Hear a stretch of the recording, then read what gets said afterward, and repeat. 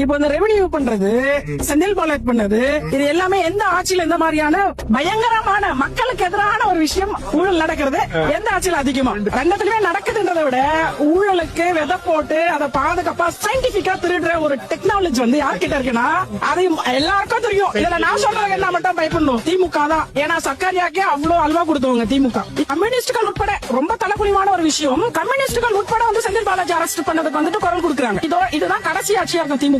இதாவது எந்த கட்சியும் சார்ந்த நபர் இல்ல, நான் மக்களோட பிரதிநிதி. கான்ஸ்டிடியூஷன் ஆஃப் இந்தியா படிதான் நான் வந்துட்டு எல்லா உரிமை பெற்று வாழ்றேன். இவங்களாலே அவங்களாலே நான் வாழல. கான்ஸ்டிடியூஷன் ப்ரொடெக்ஷன் தான் ஒவ்வொரு சிட்டிசனையும் வாழ்றது. சோ அந்த மக்களோட நலனுக்காக பாடுபடுறதை விட்டுட்டு தனி குடும்பத்துக்காக ஒரு ஊழல் செஞ்ச அதிகாரியை அமைச்சரை காப்பாத்துறதுக்காக அமைச்சர் தவறு செய்யும் போது சாதாரண மூட்டை தூக்குற தொழில் ஏங்க தவறு செய்ய மாட்டாங்க?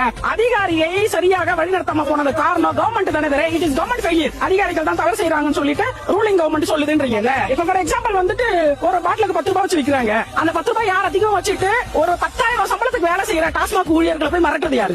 அமைச்சர்களோட சகாக்கள் தானே, கட்சி ஆட்கள் தானே. அப்ப பொதுமக்கள் இன்னைக்கு உழைச்சா கூலி சார், இன்னைக்கு உழைச்சாதான் அவங்க வீட்டுல அடுப்பெரியும் சாப்பிடுவாங்க, இல்லாட்டி இல்ல. மாமன்னன் படத்தை பத்தி பேசுறாங்க, 1 கிலோ தக்காளி 160 ரூபாய் ஆனதை பத்தி பேசல. இந்த கவர்மெண்ட் செய்யறாங்க இந்த லட்சணத்துல. சார் எத்தனை ரேஷன் கடையில கொடுக்குறாங்க, எத்தனை ஸ்லம்ல இருக்க ரேஷன் கடையில கொடுக்குறாங்க? நீங்க போய் வெரிஃபை பண்ணுங்க சார். ஊடகவியலாளர்கள் அரசாங்கத்தையும் அரசியலமைப்பு சட்டத்தையும் மிஸ்யூஸ் பண்றாங்க யாருன்னா அரசியல்வாதிகள்.